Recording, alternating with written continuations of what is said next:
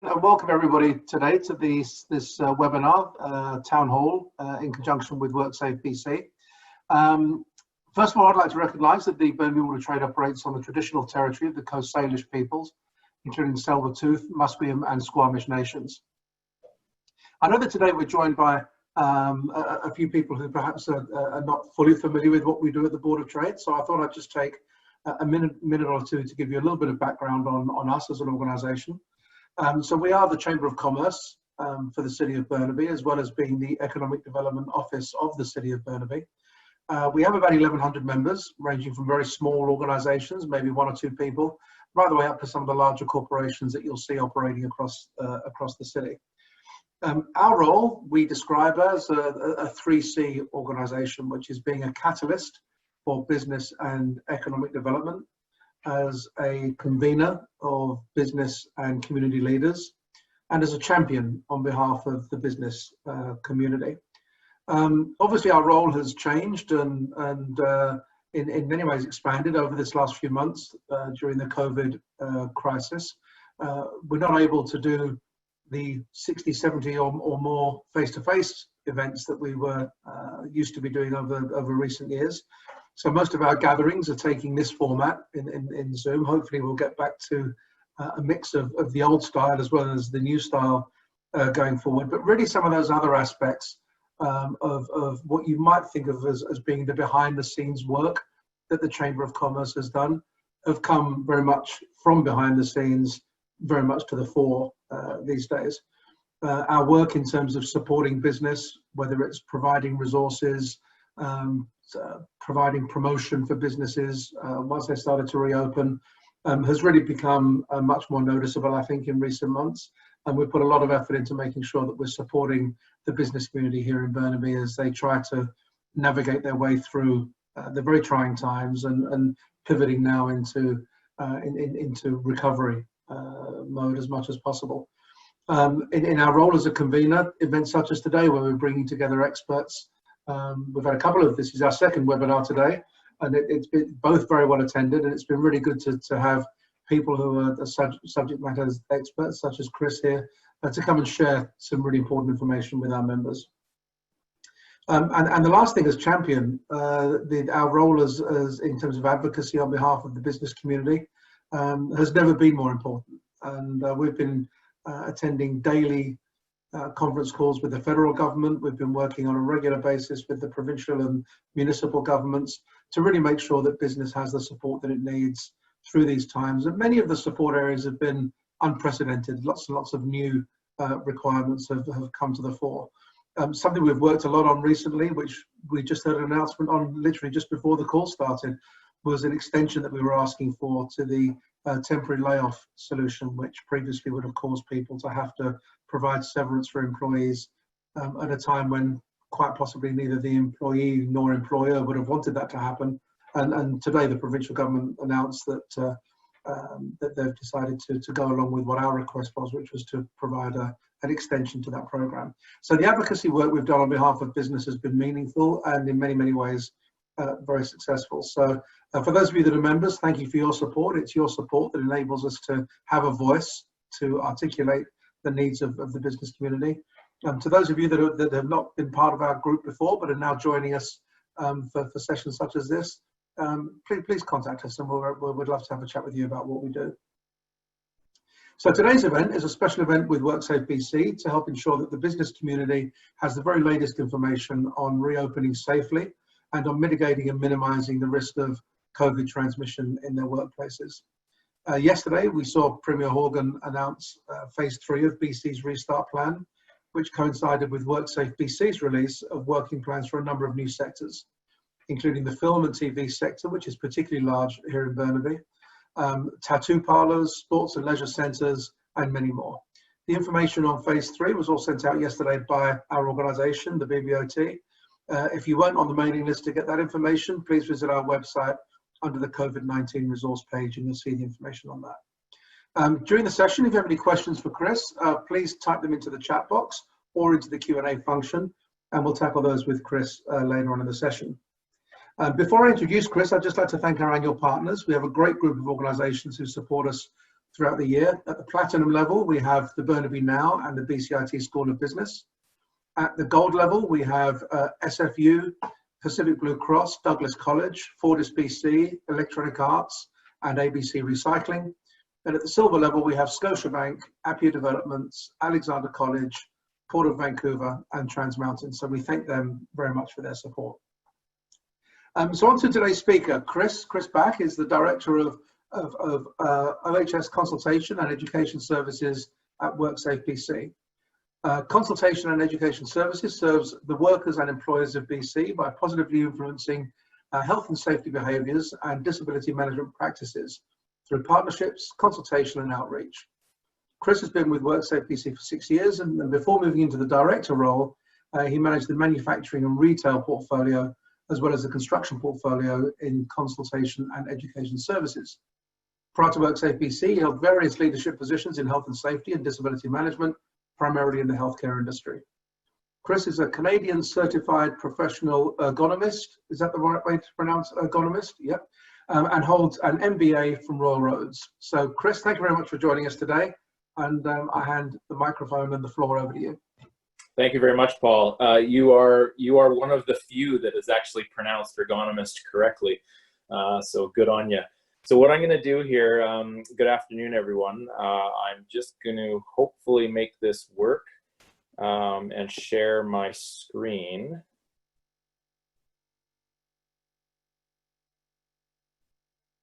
And just give me a sec. Paul or Corey, can you see that okay? Yeah, you're good to go. Okay, excellent. Excellent. Well, again, thank you everyone for having me here today, and Corey and Paul for setting this up. This is I'm going to say somewhere in around the 40th to 45th webinar that I've done over the last number of months on this topic. And as an organization, we've done probably close to about 80 of them now. This has really been an effective way for WorkSafeBC to be able to talk to employers directly and get information out there on what each of you need to be doing on setting up your COVID safety plan and getting yourselves in a position where you can either continue operations or resume your operations effectively and safely for everyone involved. So it really is a challenging time, and we're hoping that that the information we provide here today, along with the information that we have on our website and through other resources available to you, will help all of you be able to get back to work safely and effectively. So what I'm going to do is spend about the next 45 minutes or so going through a number of items, and then we'll open it up for questions after that. So I'll start just with a real brief understanding of COVID, and most of you are going to be fairly well aware of that, but wanted to bring up a couple points just to be able to set the context for the remainder of the conversation, which is where we're going to get into, I'd say, the bulk of the presentation, items 2 and 3 there, on developing your COVID safety plan in order to control the risk of exposure within the workplace. I'll then outline some industry information and just give you some examples of the type of industry information we've created and what's available to you as employers and workers in the province. And then talk about some other resources that are also available to you both at WorkSafeBC and outside of WorkSafeBC, and we'll open it up for a Q&A after that. Chris, if I could just jump really quick. I've had a few people chat or email me. So yes, we will be sharing these slides afterwards. So take your time to listen, ask questions, but you don't need to be furiously scraping notes down and try to capture it all that way. We will be sharing the materials afterwards. So I have a few questions on that. Yeah, excellent. Thanks for making that note, Corey. I usually remember to say that at some point halfway through the presentation. So thanks for saying that up front. There's a lot of links and other things that I have throughout the slides, and those will all be active in the PDF version that you'll have access to afterwards. And I'll also talk about other ways that you can get a hold of us if we have questions. So thanks for that, Corey. I appreciate it. So just as again, a bit of a context setter, I'm not going to go through everything on this slide. I mean, I think people are fairly familiar with the symptoms of COVID and how it's transmitted, but I really want to focus in on the bottom left-hand point there on the screen, which speaks to the fact that symptoms can range from mild to severe and can appear up to 14 days after exposure. And it's really that 14 days after exposure that creates, I'll say, some challenge or some uniqueness to this particular virus relative to others like the common cold or flu that has a much shorter latency period. With that 14 days, it really just speaks to the fact that people can be transmitting this disease without showing any signs of symptoms for a fairly long period of time, up to 2 weeks. And so you've probably seen in the news, maybe more so early on than now, but you would have seen in the news that some organizations are looking at, temperature checks or thermal scanning as some of their control measures.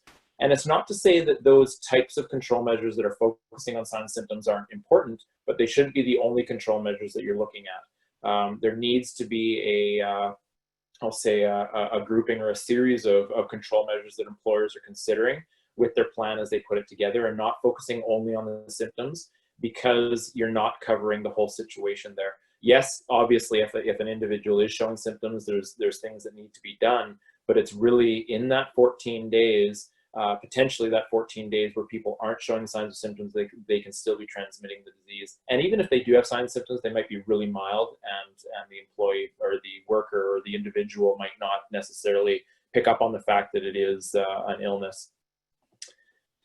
The other thing I want to do is just talk about what factors really increase the likelihood of transmission. And this really does set the context for when we get into the COVID safety plan, because it's all going to come down to how you handle, I'll say, your workplace situations where these factors are increasing the likelihood. So that first point around challenges maintaining 2 meters of distancing, we know that the 2 meters of distancing is the primary control measure in being able to minimize the transmission, or one of the primary control measures.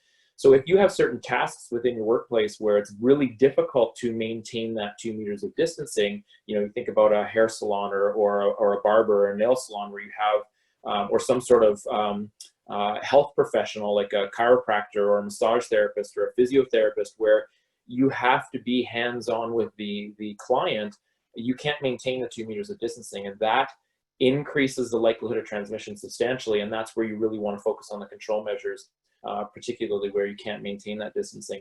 The second point there on high frequency of unique people in the workplace, this is really just speaking to the fact that by unique people, we just mean number of people, number of different people in the workplace. So if you're in a small office setting where you don't really see clients or the public, then really your main exposure is going to be the other coworkers that you work with. Whereas if you're in a restaurant or a retail setting or a tourism outfit, you are seeing people throughout the day, and you don't necessarily have control over who those people are and how many of them are coming into your establishment.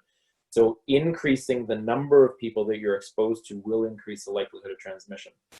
Potential for work in enclosed areas. So we do know that outside is better than inside, and when you are inside, we know that bigger space is better than a smaller, tight space.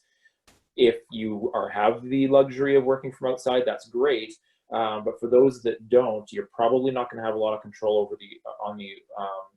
over the entire space of your facility, but you may have some control over the flow of your space and the organization of your space to try and open it up a little bit more in some situations. So something to think about as we move forward here. The potential for sustained group interaction. We do know that when groups of people are together for longer periods of time, the transmission risk goes up. I think that's fairly self-explanatory. So you want to consider that, kind of relating that back up to the first point. If you have challenges in maintaining 2 meters of distancing and it's only for a couple seconds, it might not be as big of a risk as opposed to sustained interactions where you have to be within 2 meters of someone for a longer period of time. And again, groups coming together, we know there's the mass gatherings order of no more than 50 people, which is something to consider as well. We can talk more about that as we move forward. Probability of infected people. I mean, this primarily affects healthcare settings where if you are in a setting where the increased likelihood of someone coming into that setting with infection goes up, then obviously your likelihood of transmission is going to go up. And then inadequate self-isolation practices. And this really speaks to what actions you're taking as an employer if someone does demonstrate signs and symptoms or has been out of the country in the last 14 days. That last point at the bottom there around shared surfaces, contact with shared surfaces, we tend not to be too concerned about the risk associated with touching surfaces that are infrequently contacted throughout the day. But those surfaces that do get touched by multiple people regularly throughout the day, that's where you really need to focus on your cleaning and hygiene and other things, where we'll talk about that a bit more as we go along as well. So, you know, door handles or light switches or credit card machines or things like that, depending on your setting and how that's set up. Maybe shared tools in an automotive mechanic shop or something along those lines, or a construction site.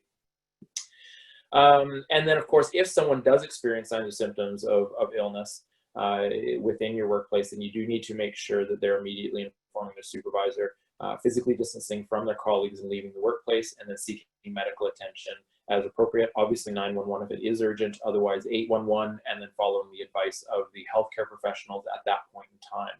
And it's those healthcare professionals that are really going to provide the direction. So if you do have the signs and symptoms and the healthcare professional decides that it is appropriate for you to go get tested, you go get tested and you have a positive case, then you are really at that point following the direction of the healthcare professionals. They'll take care of the contact tracing, which then comes potentially back to you as the employer.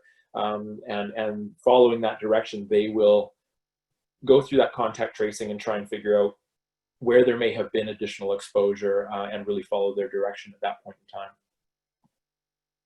So let's get into that kind of, hopefully just a little bit there that sets the context for the discussion. And now let's get right into, I'll say, the bulk of the conversation, which is developing your COVID safety plan.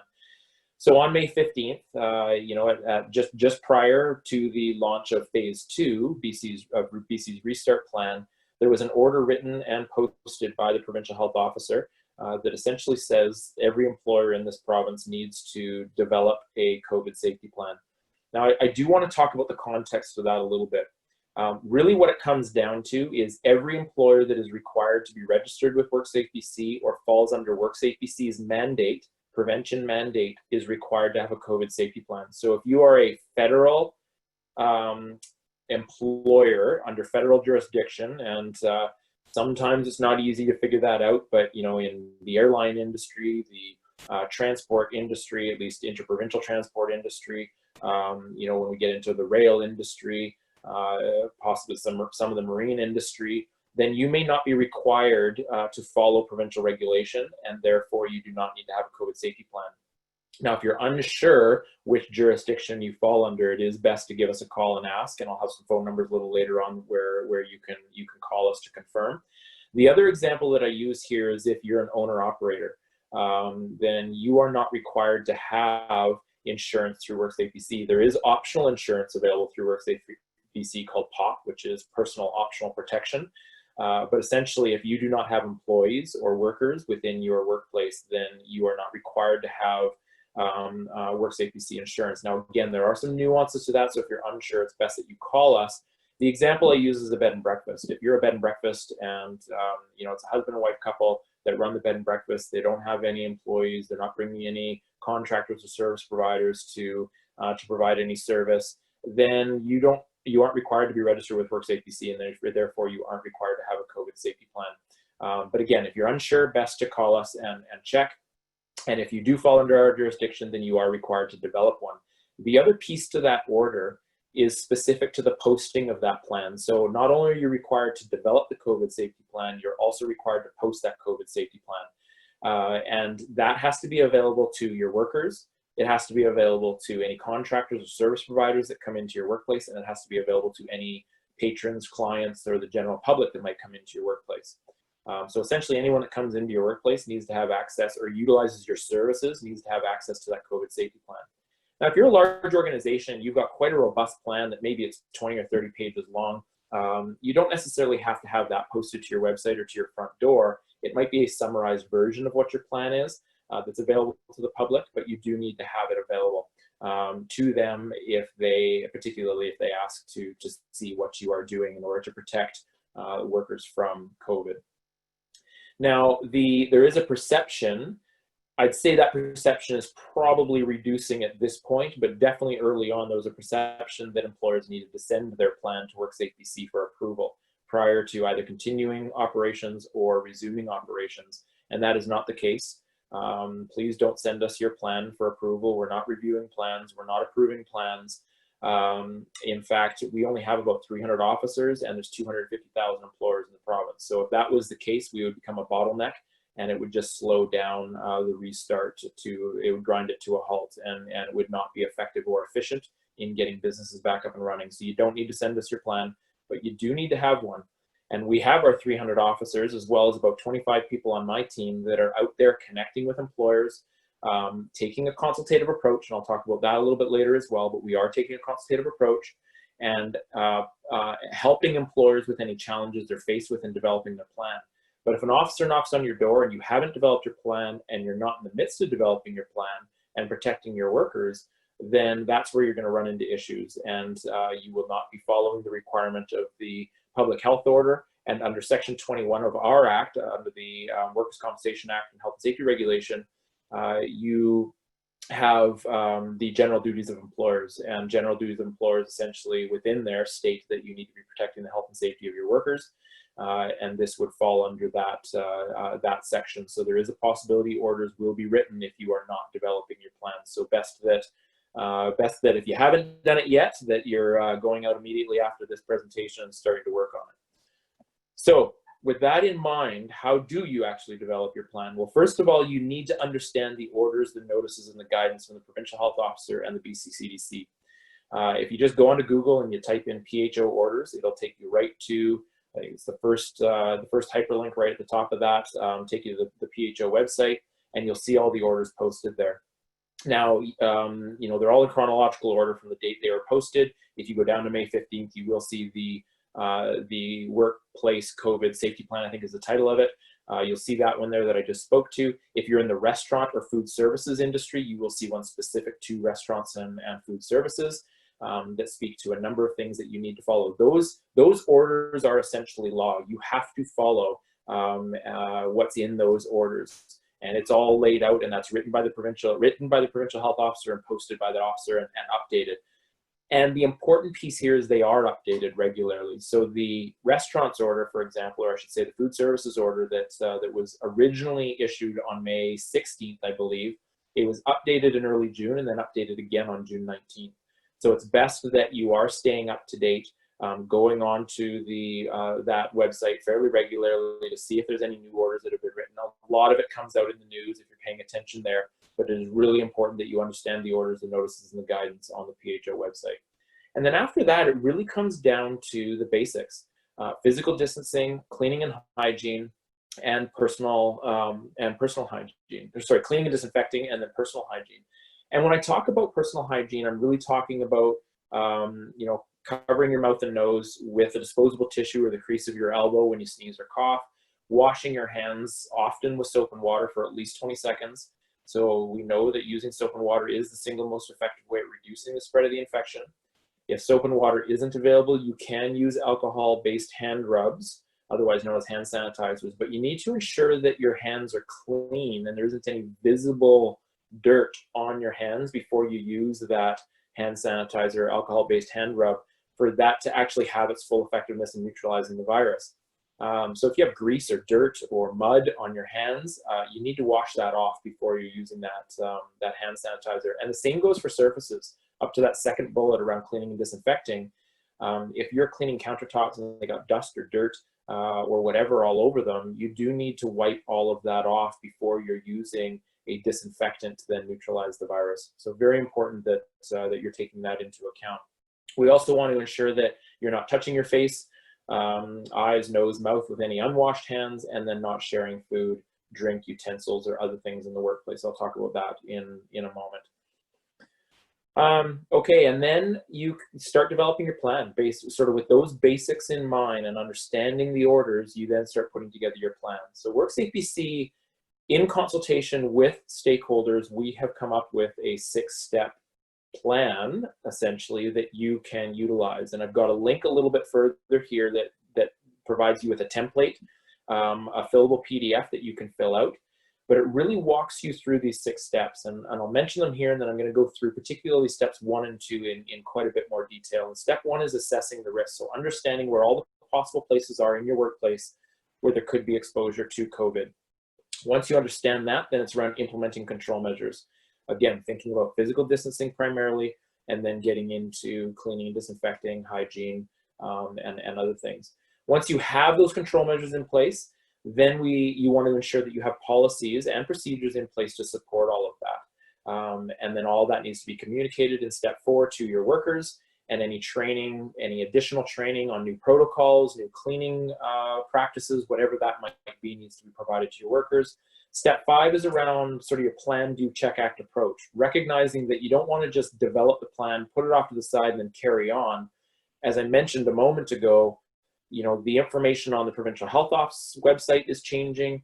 Our information on our website changes to reflect what's happening at a provincial level. And so you do need to stay up to date on what those changes are. So you also want to get input from your staff. What's working, what's not working in the plan you've put together, and utilize that information to keep your plan up to date and revise your plan as you're continuing to go forward here. And those revisions will start to wane as you kind of find your place and figure out what works and what doesn't. And then step 6 is kind of outside of the scope of the COVID risks specifically, but it's recognizing that there are still other risks in the workplace, and there might be some additional risks that have been added as a result of resuming operations. So for example, if you have machinery that you're typically using regularly and you shut down for a few months and that machinery was shut down, now that you're starting it back up, are there risks that might be apparent as a result of that? If you're a tourism outfit and you run buses or shuttle vans or boats, and they've been shut down for the last number of months, what sort of maintenance might you need to consider in starting those vehicles back up, and the risks that might be apparent as a result of that? Or if you had new staff that started with you just before, maybe in the weeks or the month before you shut down, you had put them through all their orientation and training, they were just sort of getting up to speed, getting familiar with their job, and then it shuts down. They've probably forgotten a lot of that.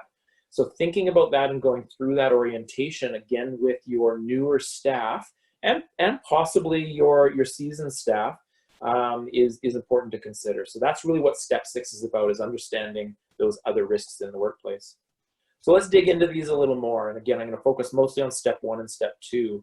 So step 1 is around assessing that risk. So again, understanding where there's risk of transmission in the workplace. You want to consider questions like, where do people congregate? What job tasks or processes require workers to be in close proximity with one another or members of the public?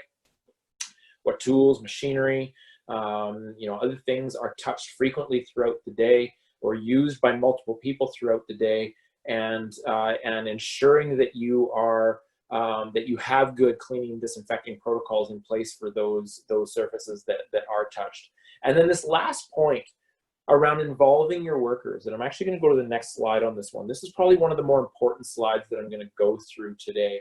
And it is about the involvement of your workers in this process. There's a lot of fear out there, and we're still seeing it. We're seeing it in the news every day about people being fearful coming back to the workplace and what they might be exposing them to, particularly if, maybe they've got an underlying health issue or they're caring for an elderly family member at home. Though, those people that might be more vulnerable to having more severe effects of COVID, there's fear. And this disease, this COVID situation has impacted everyone in every walk of our lives. And people react to that differently. From an anxiety and stress perspective, a depression perspective, the uncertainty of the future, the financial uncertainty, all of that creates fear.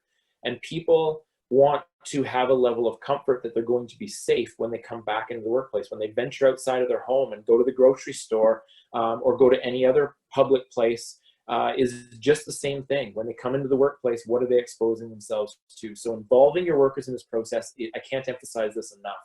Now,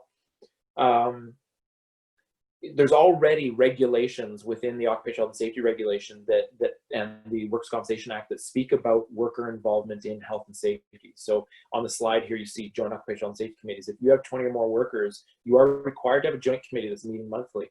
In this case, you might need to be meeting more often than monthly as you're putting together your plan.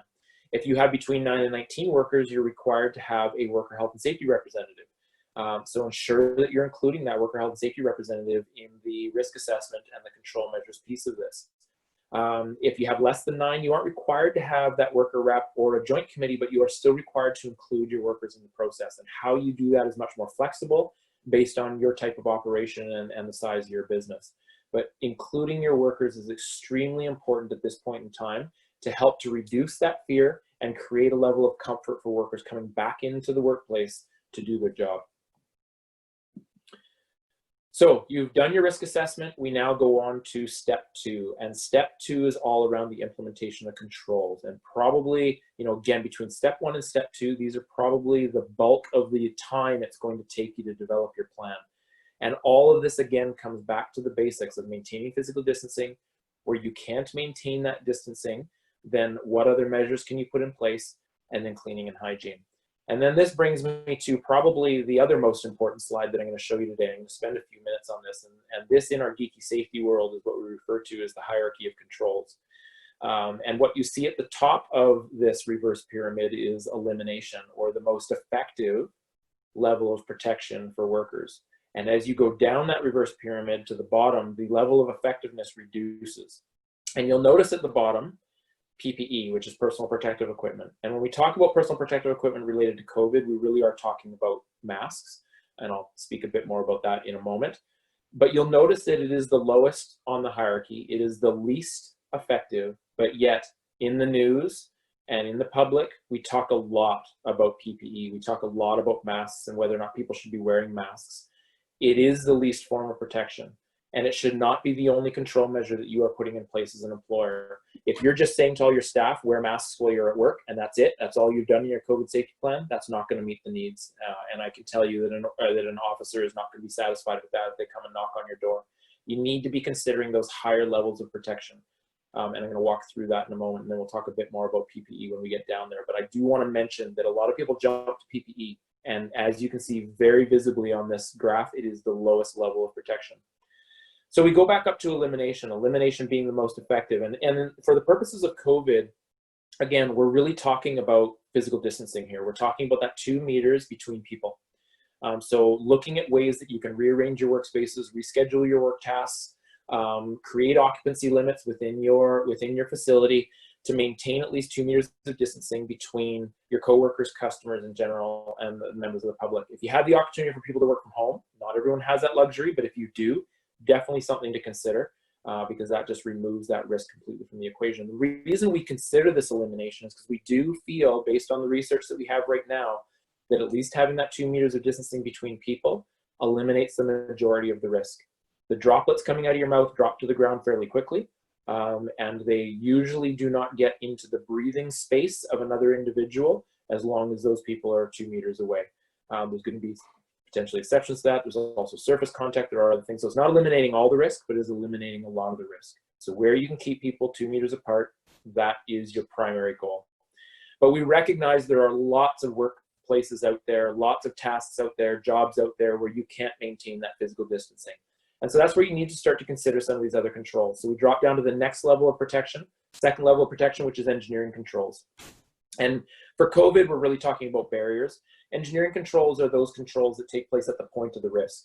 So we're talking about plexiglass barriers or other physical barriers that prevent the droplets coming out of your mouth from transferring over to another individual. So you've seen this in grocery stores. You go in and to the cashier to purchase your food, and there is a plexiglass barrier between you and the person that is working the cash register.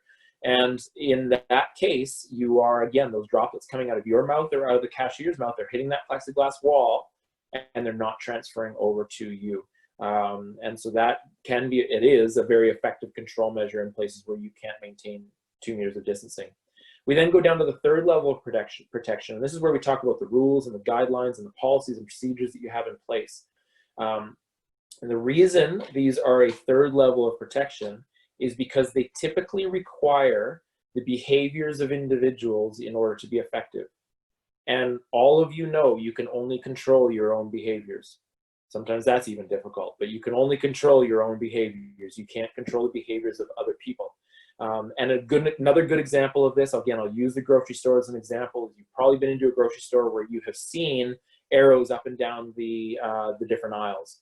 And the idea there is to create flow throughout the grocery store and have people go in one direction so you're not crossing paths.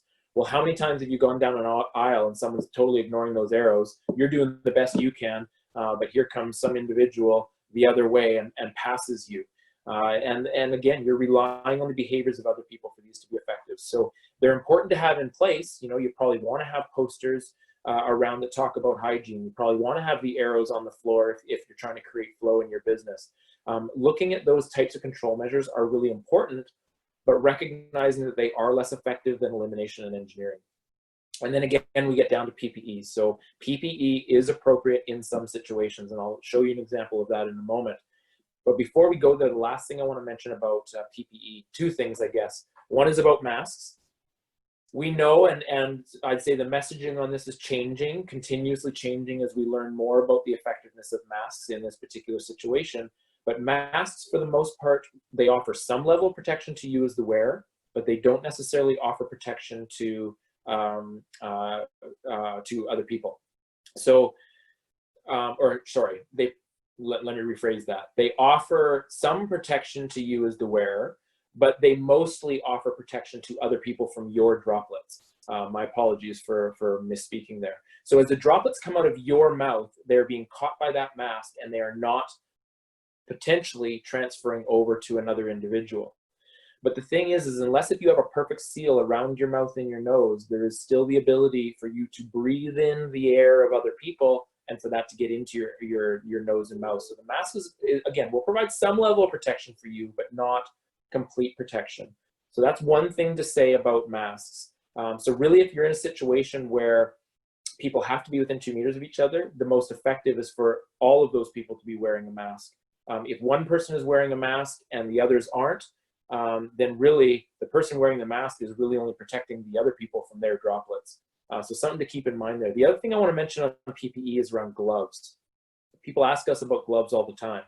We don't recommend gloves for the purposes of COVID protection really in any of our protocols.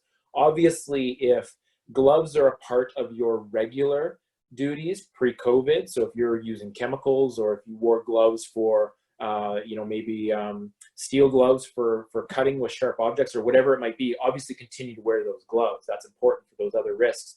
But it's not a control measure that's effective for COVID.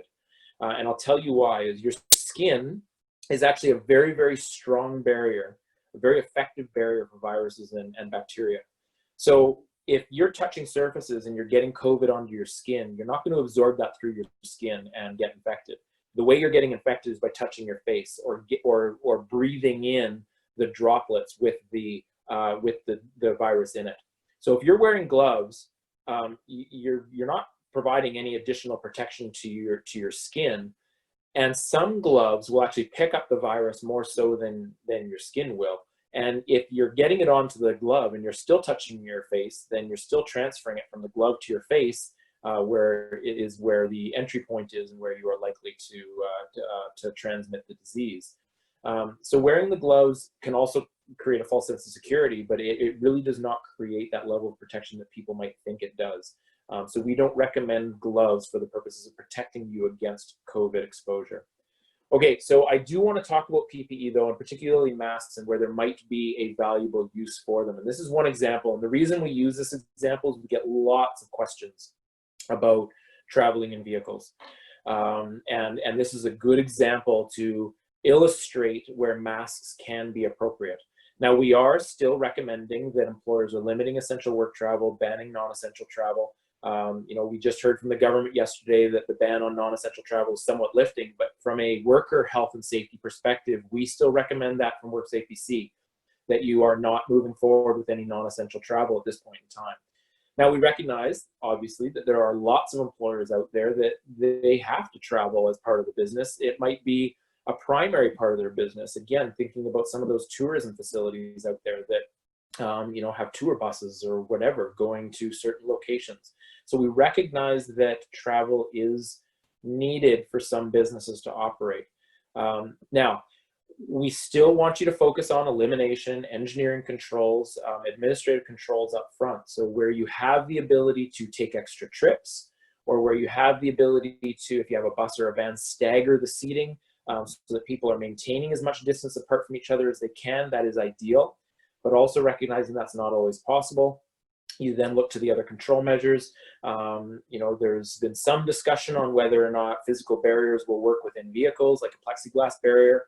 It could, but you need to ensure you're not contravening the Motor Vehicle Act if you're doing that. So something to look into if you're considering that as a control measure. And then we get down to the masks. So where you do have people sitting in a vehicle within 2 meters of each other, and again, from our perspective, it's primarily within 2 meters of the workers, but this does apply to everyone. This would be a situation where you might want to consider masks being worn. And again, I go back to my point to say that really everyone would have to be wearing a mask for that to be effective. Now, you may come across some workers, or you may even come across some of your clients who say they can't wear masks. And that's where, you know, they might have medical reasons or religious reasons why they can't wear a mask. That's where you need to start looking at ways that you're going to accommodate workers or possibly have different rules in place for your clients. So something to consider there. Now, I also want to mention with vehicle travel that the cleaning and hygiene is really important. So ensuring you have wash stations going into and out of the vehicle, hand sanitizer available if appropriate, doing regular cleaning of the highly touched surfaces like the seat belts, the door handles, the steering wheel if it's driven by multiple people, the shift knobs, turn signals, all that sort of thing. Those should all be cleaned regularly throughout the day, depending on the frequency of how many people are touching them. And that kind of leads to my next slide here around cleaning and hygiene. You know, you're likely going to have more robust protocols in place now related to cleaning and hygiene. So providing adequate hand washing stations for workers and ensuring those stations are easily visible and accessible. You might have policies in place around when workers need to wash their hands, such as when they arrive at work, before and after breaks, after handling cash or other materials or commonly used tools or equipment, things like that. Putting up reminders around personal hygiene, so posters in the break rooms around washing your hands regularly, washing for 20 seconds, that type of thing. Ensuring supplies are available, such as soap and water, hand sanitizer, disinfectant wipes, nitrile gloves and garbage bags for those that are doing the deep cleans. Implementing cleaning protocols for commonly touched surfaces. Again, I sort of mentioned some earlier, like door handles, light switches, credit card machines, washrooms, tools, equipment, other things like that. And then removing unnecessary equipment. And earlier I talked about not sharing food and drinks and utensils, but it's also about maybe removing those things from the workplace. So you may have offered coffee or water or snacks to your patrons. You may want to think about removing that. Now, again, recognizing that's an important part of customer service, and you don't necessarily have to do that. But if you are going to serve drinks and snacks, you might want to think about how you could do that in single servings. So instead of having a big 20-liter water jug with a spout where people get, you know, their own cup with their water, where everyone's touching that spout, you might want to consider at this point in time about having individual servings of water available. Maybe not as environmentally friendly, I know, but we do need to think about the health and safety, and it is a balance there. Same with food. If you normally had a tray of muffins out, maybe you have individually wrapped muffins now, and consider how you're going to offer that food and drink and service to your customers. I can tell you, as an organization for us, I mean, most of us are still working at home, but as we're putting together our plan of coming back into the workplace, one of the things we're talking about is no longer having the catered lunch or coffee or water available in meetings when we're bringing people in from off-site. And it's just one of those things that we're considering changing at this point in time. And it may not be as good a customer service, but it is something we need to consider from a health and safety perspective. And the last point on here is once you put these protocols in place, you want to ensure that your workers are trained, that there's supervision in place, and that there's documentation within your plan. So step one, step two is really the bulk. You've done your risk assessment, you've put in your control measures. Now you get to step three, ensure that you have policies and procedures in place. I talked about the policies earlier about washing your hands. You also want to ensure that you have policies around if people are coming into work and they experience signs or symptoms, that they're being sent home immediately, or if they have signs and symptoms, they're not coming into work at all. And you might want to have that for your workers. You might also want to have policies in place for your patrons. If patrons are showing signs or symptoms, you should probably have policies in place that say they aren't allowed into your workplace. And that's not always an easy thing, an easy message to provide. But let's take, I talked about those health professions earlier, or the nail salon, hair salon type thing.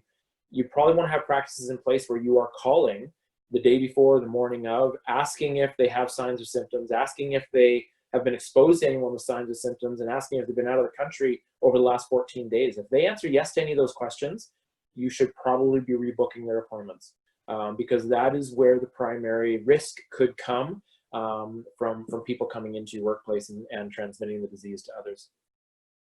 So having those policies in place is really important. We then go on to step 4. As I mentioned earlier, the importance of including your workers. It may not be all of your workers, but including some of your workers in the development of this plan. Well, once you have your plan developed, you need to ensure you're communicating it to all of your workers. All of your workers have been trained on the new policies, on the new protocols, on whatever that might look like. All of your workers understand the signage you put up and the importance on regularly washing hands, and that you have proper supervision and monitoring in place as you move forward. Step 5, not much more to say here. I mean, again, that plan, do, check, act approach, continue to revisit your plan, ensure that your workers have an avenue for raising their concerns. They're going to be doing the job. They'll know what's working, what's not working, and giving them a voice in that to bring forward their issues for you to revise is important. And then step 6, also probably not much more to say here either. It's really about recognizing that there's a lot of other risks out there that cause serious injury, illness, or disease or death. It's really important that you're not turning a blind eye to those risks. The same way you would have before COVID, you need to be focusing on those risks and ensuring that your workers are protected from those risks. And officers, when they come out, although their primary focus to begin with is on COVID, they are going to want to see that you are not creating any high-risk situations for your workers related to any other risk. Okay, so that gets us through the plan itself. Now we're going to start to get into some of the resources. And I want to mention here that the COVID safety plan, we've created a template on this in a checklist type format that walks you through those 6 steps. You don't have to use our plan, but it is there for you, and an officer is going to expect to see that you've given thought to those 6 steps. So here's a template that you can use. It's a fillable PDF. There's a link right there on the slide where you can download it. You'll also notice in the bottom right-hand corner, it says page 1 of 9. Don't be alarmed by that. A lot of that is blank space for you to actually be able to type in your control measures and other things. So it really does walk you through in a checklist type approach to developing your plan. So something there for you. Again, you don't have to use our plan, but it is there for you if you need it. Now, you've developed your plan, you've put everything in place. It's also important for you as employers to understand that workers also have responsibilities in this. Workers need to know when not to come in to work. They need to be following the policies, the procedures, the measures that you're putting in place, practicing physical distancing, cleaning, disinfecting, personal hygiene. We also want to ensure that workers, along with everyone, it's sort of our societal duty there, going down to the bottom point, that we're minimizing our exposure away from the workplace. We should all be doing that. Now, as employers, you don't have control over your workers in that situation. You're not feeling like you're going to have policies and procedures in place there. But it is important to be communicating that to your workers. And I think at this point, everyone's aware of, again, our societal responsibilities to ensure we're doing that effectively. That second to last bullet around the right to refuse unsafe work, I want to talk a little bit about worker rights. So yes, they have responsibilities, but they also have rights.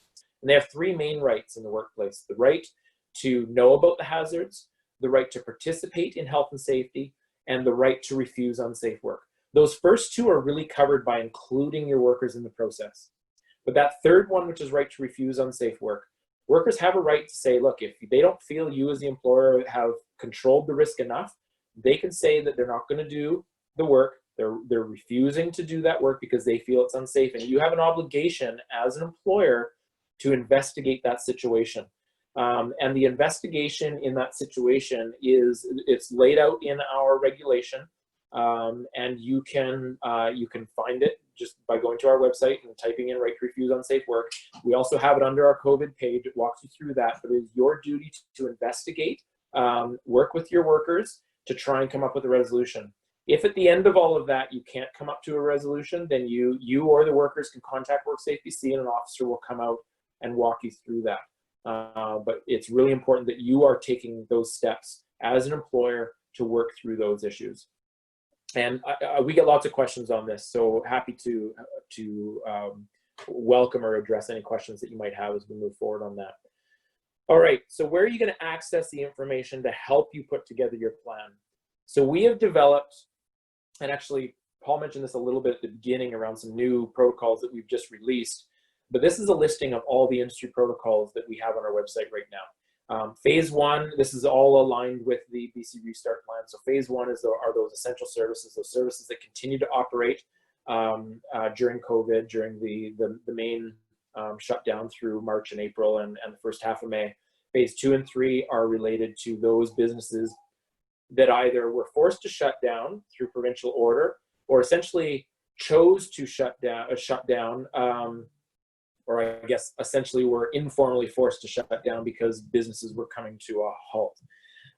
So this is the way we've structured our information. It doesn't necessarily, like if you're looking on there and you say, well, I don't see my industry, it doesn't mean that your industry hasn't been covered in some of this. And really, we're never going to have protocols on our website that cover every single little nuanced industry. We kind of took more of a sector or a subsector approach to this. And so we recommend that you give some thought to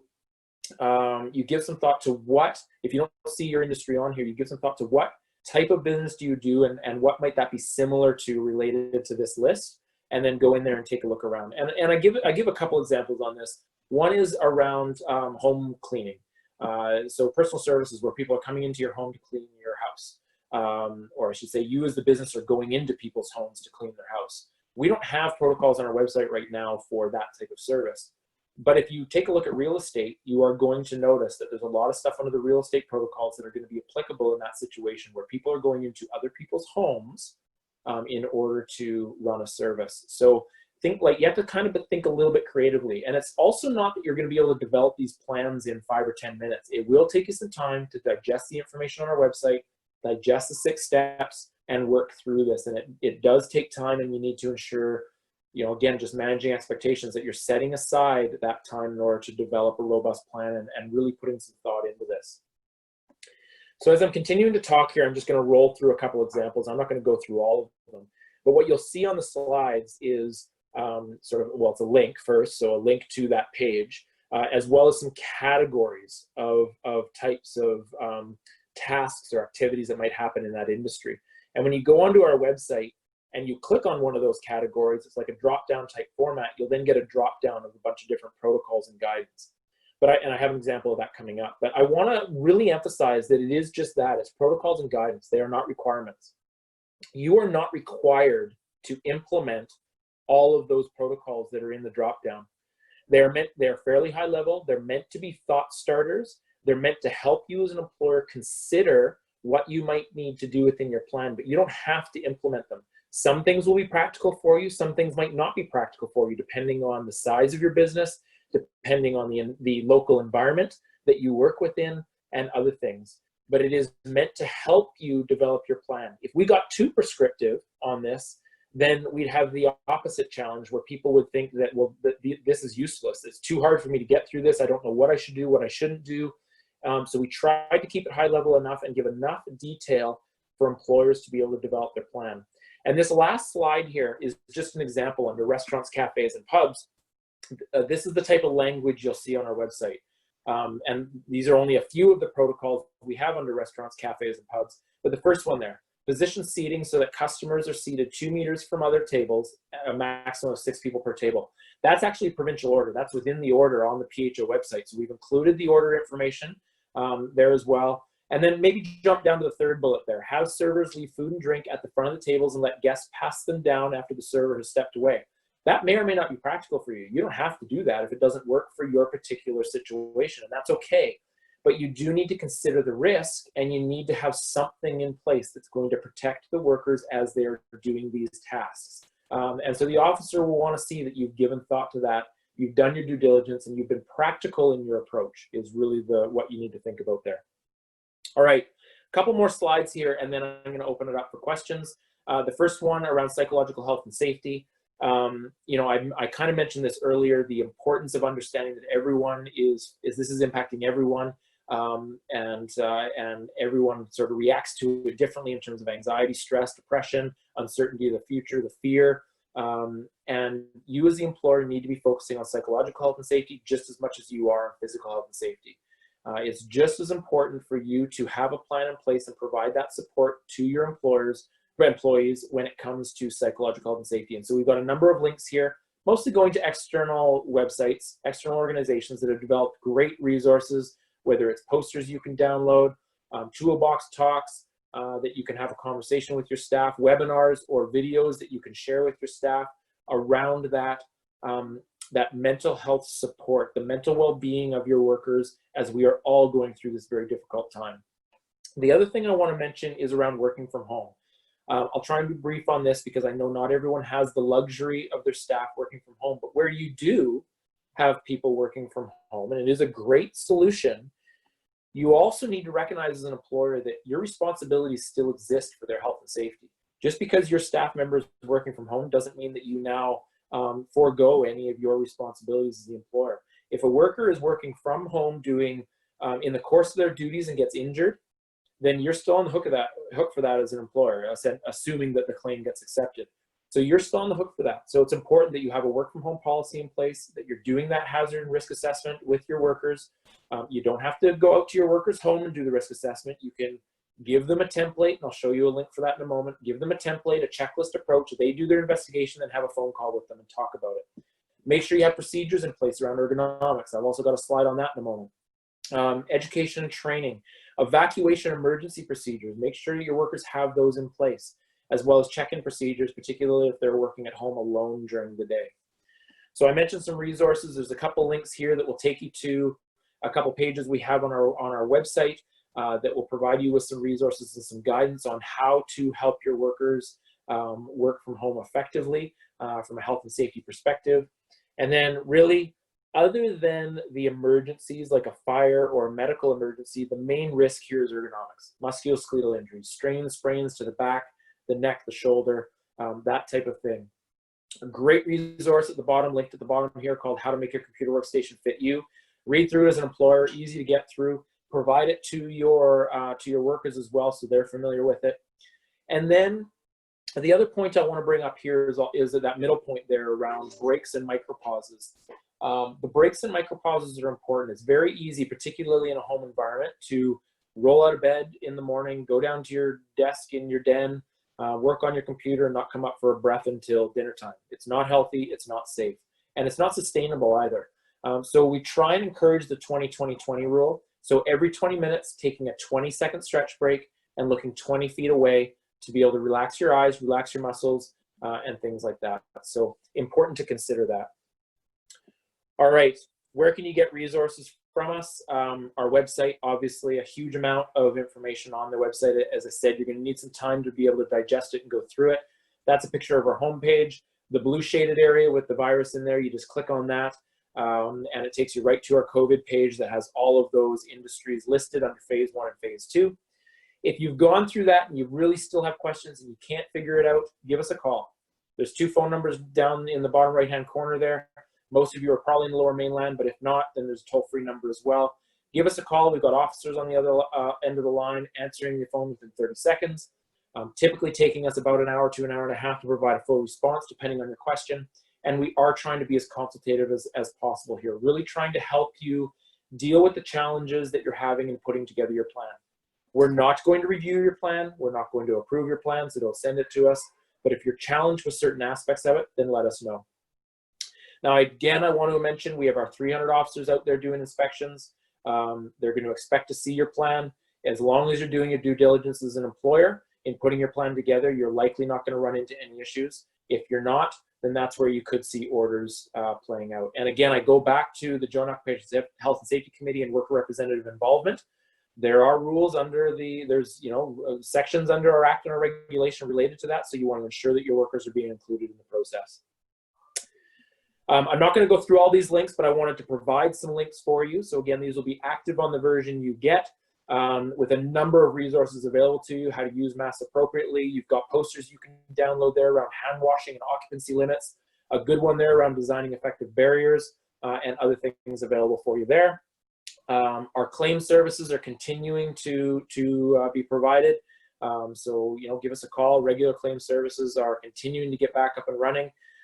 Related to COVID claims, it is a very high test right now, but yes, there are claims that are being accepted for COVID, primarily in industries like healthcare, where we know there is exposure, but it is a high test. So it still does need to be demonstrated that if someone has COVID, that they got that in the workplace in the course of doing their duties. And there's a COVID FAQ page there if you want to take a look at it. And then finally, a few other resources. You've got the BC Centre for Disease Control, HealthLink, the Provincial Health Officer, the BC Ministry of Health. The phone number there, if you have any questions related to COVID through the Provincial Health Officer, and then the 811 HealthLink number. I also recommend, if you have a health and safety association, take a look at what they've created. Lots of great resources there, and all their logos, the 12 of them that we help fund, are all there. Industry and employer associations like the Burnaby Board of Trade and other organizations available to you. Labor organizations, Small Business BC has great resources, and even federally, the CCOHS, Canadian Centre for Occupational Health and Safety. Although it is federal, it's not specific to our jurisdiction. Some great resources there. So last thing that I'll mention on this slide here is there's 2 email addresses there. First one is mine. I can tell you right now that my response rate is not 30 seconds. So you can send me an email, but it might take me a bit to get back to you. You know, if you have questions about today's presentation, that would be appropriate. Absolutely email me. If you've got questions about your plan or a challenge you're faced with, again, call our prevention line. Same with our consultation services email there. That's the general inbox for my team.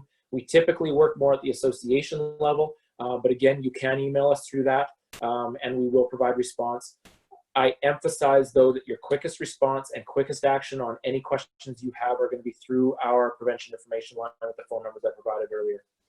So Corey and Paul, I will stop sharing my screen now, and we can open it up for any questions that people might have. Awesome. Thanks, Chris. I appreciate that. There's a lot of information there, and I think there's we've got some questions coming through, but that was very informative. So I appreciate you going through that and knifing and forking your way through all the details there, because there is a lot to consider, but actually it's been laid out quite well with WorkSafeBC, and we've been engaging with your department, your office, or your organization for a good month now on getting all this information out and with the context that people need, which I think is important, because you don't have to do everything, but you have to do some things, and it's important to know what you need to be providing. Exactly. So I was looking at there's a few questions that were typed into the chat box and a few that were in the Q&A. So let's go through some of these. Do you have anything, because you mentioned, I know one of the biggest concerns and the biggest thing businesses can do is make sure no one comes to work when they're sick, and checking for symptoms and things when people are entering the premises. There was a question here about whether employees are obligated to inform the employer if they test positive, or if the employer will just have to figure that out some other way. But I know there's lots of rules, and we're in business here on HR. We're not allowed to ask for diagnosis of lots of things. Is there an obligation for an employee to inform the employer they've been tested positive, or do we have to wait for the phone call from the contact tracing? Yeah, I mean, I don't know that. I don't know that there wouldn't be anything on our end from WorkSafeBC's perspective that would require them to inform them. That's probably going to more come under the labor laws. But it absolutely, if there is a positive test for COVID, then the contact tracing will be run by the provincial health officer or the local health official, and there would likely in that case be the contact with the employer. But from our perspective, there isn't necessarily a regulation in place for that to occur, but there would be around workers who do show those signs or symptoms not coming into the workplace and following the protocols of the provincial health officer. Perfect. I think you touched on this a little bit. There's been a couple of questions around the WorkSafeBC inspections. So obviously, as an employer, we'd be concerned around what that might look like. What can you walk through maybe an example of what might that look like? Is somebody going to phone our front desk and ask our receptionist a bunch of tough questions? Are they going to walk in the front door? Are they going to ask for the manager on duty? What's an actual on-site inspection look like, and how would we prepare for that?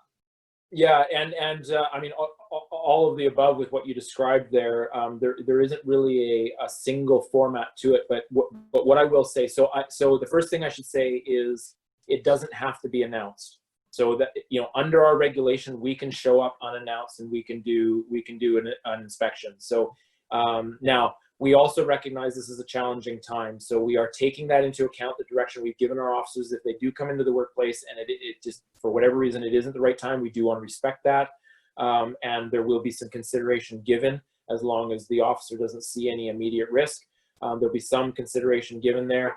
I should also say that where it is possible to do them via phone or do them virtually, we are doing that as well. So as with every other employer in the province, WorkSafeBC is required to protect our own workers. And so where we have the possibility of not exposing our workers to a potential risk, then we are not going out. Now, that doesn't always work. So construction sites, for example, or other remote settings, we still have our officers going out on site and they are showing up. In some cases, they might be calling beforehand. I know for my team, now my team are not officers, so my team can't write orders, but we are doing consultation. We are calling or emailing up front and setting up a time that works, but it isn't always going to be that case. Now, again, when those officers or when someone on my team contacts you as an employer, first and foremost, we are taking that consultative approach. We are really going to work with you and provide support as best as we can, so you understand your requirements, you understand where to find information, and you understand how to work through those challenges. And that is really where we're starting with this and providing as much support as we can. So hopefully that's helpful, but it can be unannounced.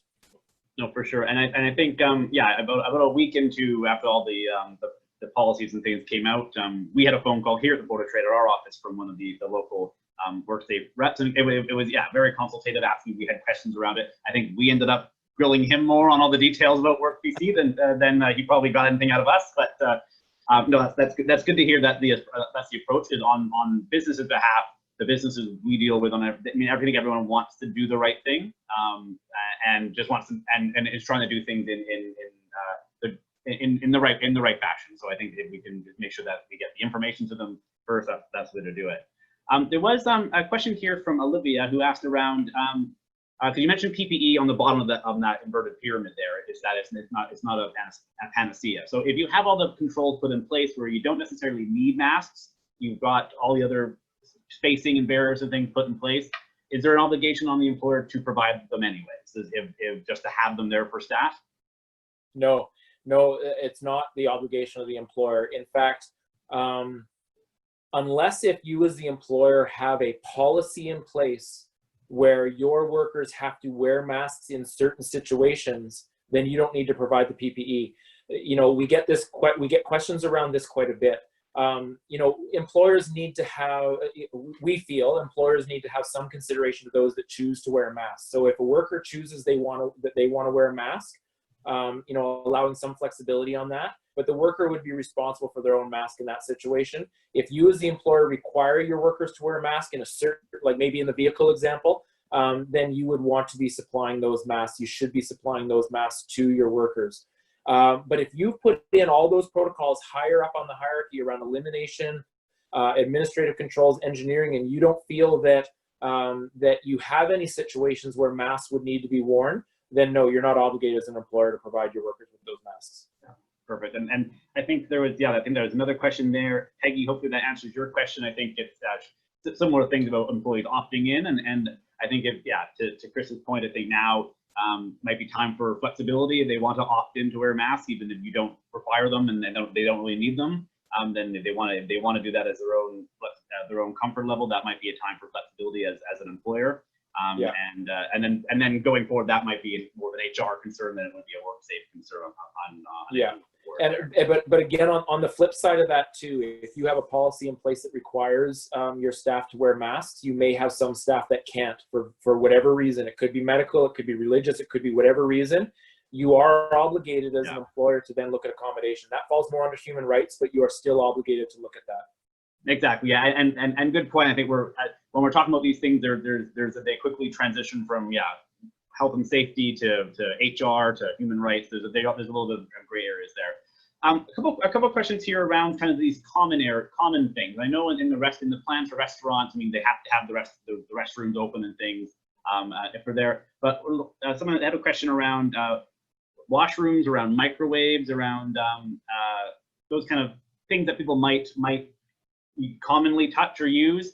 I guess in the washrooms, sense, do you have to have the washrooms available? Is there anything you have to do to maintain those? And then what about the water filter tap and the microwave and the refrigerator stuff?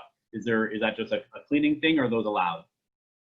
Yeah, I mean, it kind of goes back to what I was saying around protocols and guidance. That a lot of what we have on our website is protocols and guidance. It's not a requirement versus not a requirement. But we do get questions. This whole idea of the washrooms. I'm going to come back to the break room with the water and the fridge and the microwave. We'll come back to that one in a minute. But let's talk about washrooms for a moment. I mean, first of all, whether you are opening your washroom to the public or to your clients, we can't answer that. It's going to be dependent on you as the employer. So an example, just want to plug in here so I don't lose your battery. An example of this would be, you know, if you have bylaws within Burnaby that requires you to have your washrooms open to the public, you're going to have to check with the bylaw officers on whether or not you still have to have your washrooms open to the public. If you're in a restaurant, same thing. I mean, you probably by law, I'm pretty sure there's a law out there that requires you to have washroom facilities available to anyone that's using your services. And under our regulation, there are requirements around having washroom facilities available to your staff. So the use of washrooms are going to be up to you. And then it really comes down to the frequency of use of those washrooms is going to dictate your cleaning. Now, I'm going to guess most employers have a fairly regular cleaning protocol in place for their washrooms as it is, even pre-COVID. Now you just need to look at the frequency and look at which surfaces you're cleaning. So maybe you were typically going in and cleaning the sinks and the toilets. Well, now you might want to also think about cleaning the door handles going in and out of the washroom. If maybe you weren't wiping those down, you might want to think about having hand sanitizer outside of the washroom door. So when someone exits the washroom, they can just take a bit of hand sanitizer and wipe their hands. If you have the right setup within your washroom, you can even potentially leave the washroom doors open. You know, like you see in airports where there are no washroom doors. So then there's no opening and closing of the door. So that's something to think about there with washrooms. Now, when it comes to the break rooms where you've got fridges and water and microwaves, first of all, you do need to be looking at the occupancy limit, I'll say, within that break room. And we have some information on our website that talks about an occupancy calculator, which basically takes the overall square footage of unencumbered space within a particular room, and you essentially divide that by 5. So if you've got, what the BCCDC recommends is 5 square meters of unencumbered space for each individual. So then if you think about that in the space that you have, you should be putting up occupancy limits for your break rooms. And then it really depends on how frequently those are used and when they're used. So maybe in the morning when people first come in, they're grabbing their coffee, they're using their microwave. Maybe you have a really robust cleaning that occurs at, say, 9 o'clock, right after most people have used the break room, and then maybe do it again at 1 o'clock after most people have used it for lunch. So just thinking about the frequency, thinking about it really practically is how often is it being used, which surfaces are touched regularly, and then what should you wipe down as a result of that. Hopefully that helps a little bit. No, that makes sense for sure. I got a question here from Alicia, who, and I'm sure you're going to have a quick answer on this one. How, so they've got multiple staff in the office. The desks aren't movable, so they're not going to be 6 feet apart. Should there be plexiglass dividers between the desks? It doesn't have to be plexiglass. Or a physical divider, yeah. Yeah, but it depends on your setup. Like I know in my office area within WorkSafeBC, we've got 6-foot walls in between all like those partitions or whatever in between all of the open air workstations. So that will work as a barrier as well. You just need to make sure that it's high enough so when people are standing that they can't talk over top of those barriers so that the droplets can then travel over the barrier. The other thing is possibly staggering. If you have the luxury of doing this, I know not everyone does. If you have some people working from home, you might be able to have the people in the office staggered a little more so that they are 2 meters apart. So you can consider those things as well. But yes, if you've got desks close together within 2 meters of each other and they are full, you've got people working at them all day long, there does need to be some sort of barrier would be ideal, because working with a mask on all day long might not be the easiest thing for people to do. Yeah, exactly. Perfect. There was a question earlier on rolling up here around